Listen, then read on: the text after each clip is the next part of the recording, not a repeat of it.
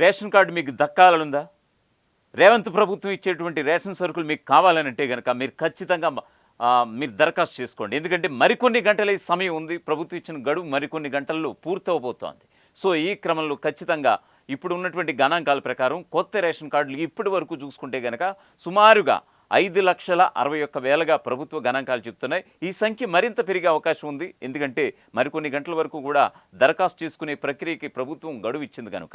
So, ఈ క్రమంలో మరొక విషయం పక్కన పెడితే ఆదివారం ఆగస్టు 10 ఈ తారీఖుతోటి దరఖాస్తుదారులందరూ కూడా దరఖాస్తు చేసుకోవాలి. ఎవరైతే ఆశావహులు ఉంటారో నిరుపేద కుటుంబాలు, బీపీఎల్ కుటుంబాలు ఏవైతే ఉంటాయో ఖచ్చితంగా వీళ్ళంతా కూడా దరఖాస్తు చేసుకోవాలన్నటువంటి ప్రభుత్వం ఇచ్చినటువంటి గైడ్లైన్స్తో ఈ ఆదివారం ఆగస్టు 10తో ఈ యొక్క సమయం పూర్తవబోతోంది. మరొక వైపు రేవంత్ మరి ఒక ఉన్నతాధికారులతో సమీక్ష సమావేశం, అలాగే తన కేబినెట్ సహచరులతో కూడా సమీక్షా సమావేశం నిర్వహించి ఖచ్చితంగా ఈ యొక్క గడువుని ఎవరైతే చాలామంది అప్లై చేసుకోలేని వాళ్ళు ఉంటారు కొన్ని కారణాల రీత్యా, వాళ్ళకి మరింత సమయం గడువు పెంచే అవకాశం లేకపోలేదు అనేటువంటి ఒక వార్త అయితే తెలంగాణ సెక్రటేరియట్ వర్గాల నుంచి అయితే మనకి ఖచ్చితంగా వినవస్తోంది.